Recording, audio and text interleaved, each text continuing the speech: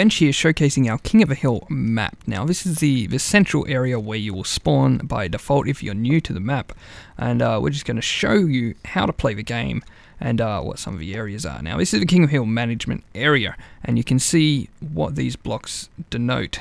The Jungle Arena, Standard Arena, Desert Arena, and Nether Arena, and these blocks are used up there on our little dial thing, as well as here on the ground where you spawn. The other main thing here is we've got the match win wall, where each team has their match wins showcased up to 3 wins, or 3 match wins rather, and we might extend that later on if we find that people want to play for a little bit longer. To get started, make sure everything's reset. King of a Hill management here, and we've got 2 buttons. We've got reset arena scores, which resets that wall, and we've also got one restart path clocks. Now the path clocks basically just help you get around a little bit, but sometimes they can be a little bit funny because this isn't in beta. We've just provided that there just in case things aren't working the way we want them to. You can push that button and it should hopefully reset stuff. Alright, so we come over, we want to choose where we want to play first. We can push this button, and it's one button to do everything. We're trying to make things as simple as possible, and you'll see things start clicking away. You can see that on the wall there, and you can also see it on the floor here. How cool is that? So alright, you want to have a go. Alright, push the button and we'll see where it stops. And it's picked the Nether Arena. And you'll see on the ground we've got these lights, and it kind of pulses along, showing you which direction to go in order to get to the Nether Arena. So making things very simple. So you walk along here, we've got some pressure pads so that turns off as you go along, so it resets itself, and we enter into the Nether Arena. Now there's 2 places or 3 places we can go, though these 2 places are the same, they're just mirrored. Now straight ahead I can get up to the referee area. Now if I was a spectator I could come up here and watch the game. It's actually a very nice view, but if you've got a referee or a admin watching over the server and watching over the games that are being played, then this is where they come. And we've got 3 simple controls for them to use. We've got the one which starts each match and does a reset when it's turned off. We've got one for all the arena doors, and we've got one which resets the scores. Now, resetting the scores only resets the scores on this particular arena. It does not affect the match wins, and the other 2, locking the doors, does affect where all the teams are, as well as we've got access down to the ground floor, so that when a game finishes, you're not stuck trying to get out of the arena, trying to make it as simple as possible to get around. So what we'll do is we'll hit game start and we'll wander down and actually see what happens. But game start, you'll see there's already this little light ticking away, doing cycles around the King of a Hill, actual hill. So what we've done is, one of the key things that we wanted to find is, alright, well, how do you count how long you've held the actual hill for? So now we've got this little light which can cycle around. So we've broken the game up into cycles, or revolutions, and rounds, and also iterations or sections, sort of. It makes a lot more sense than trying to explain it. So you as a team have actually spawned here now. When you start the map, when all the doors actually close, all these doors close, so you don't have people being able to run around, mess with where you're spawning. And we've got a couple of chests here which do provide you with limited armor and swords and stuff, so you've got to be strategic. Grab what you want for this game, but because you're picking an arena at random, you don't know when you'll be back here, if you'll be back here, so you've got to choose what to do. The start of a match, everyone should start in their area, and then when it starts clicking away, you can run along here and make your way up to control the hill. Now you're hearing all these sounds, not sure what's going on, you see this pulse going around, but it is very, very simple. As green team, you need to push this button to capture. It's very simple, push this button. Alright, I've captured the arena. Or, sorry, I've captured the hill. There's my phone going off.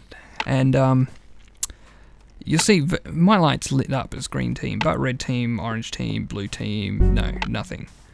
So you can always tell who's got the point or who's captured the hill at any given time by looking at who's got the light on.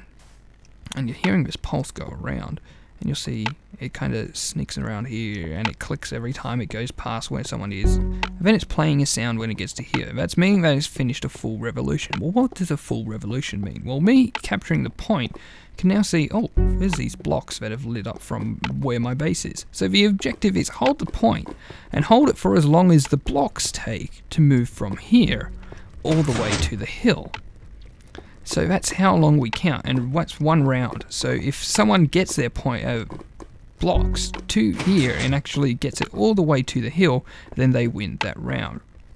And what you'll see is that when it actually finishes a full revolution, this 2 blocks light up. Now they're lighting up, showing who's just won that particular cycle or revolution of the light around the hill. So our blocks are moving along. If I was another team, I'd be trying drastically to capture the point so I could stop these blocks from moving along. Now the staircase is lit up, showing that there's only one more revolution until this team actually wins the round. Then we've just won the round just then, and you see, alright, well there we go. I've won that round, and we can see that, alright, I've won round 1, or I have won a single round, so it's showcased there, 1, 1, and also above us we can see that there's one little thing there, so you can always see how many rounds each team has won. Now, the clock has stopped, everything's reset, I no longer control the point. If I try to push it, it's not going to work, it just won't stay. So there's no point, it's not going to work. Don't try. And you'll see our blocks have lit up, everyone else's haven't. As an admin person up here, and you'll see this is where the glass block comes in handy. I can break this and then repair it later. From up here as an admin I can see, alright, well green team has won that round, good on you. And the other thing is I can see how many rounds each team has won because they've got lights up here as well.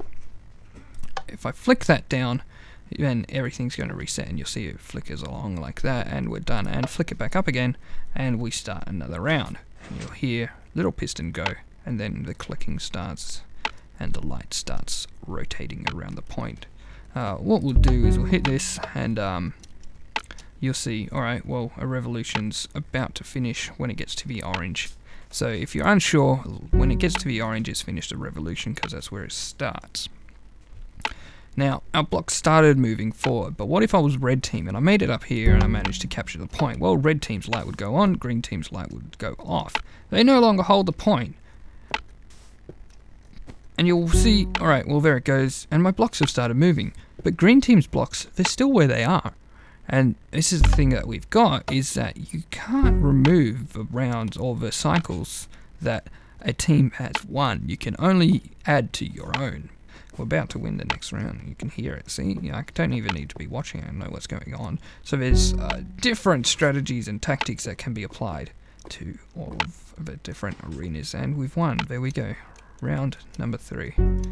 Now, one of the things we're thinking of adding in is an auto reset for when someone's won all 3 rounds and the score gets submitted. But we're going to reset here. We're going to hit reset scores as well. So then all the scores get reset there, ready. So if we end up back here, we don't need to mess around. All the scores are ready to, or it's all ready for us to play. So we'll fly over here. We'll just sneak up here, and we'll go take a look at what has happened in the hub area. So we've won all 3 of the rounds for our match, and we've in fact from that won the match. Now, we return here for our next, or to find where we're playing next, but you'll see the wall, we have one match.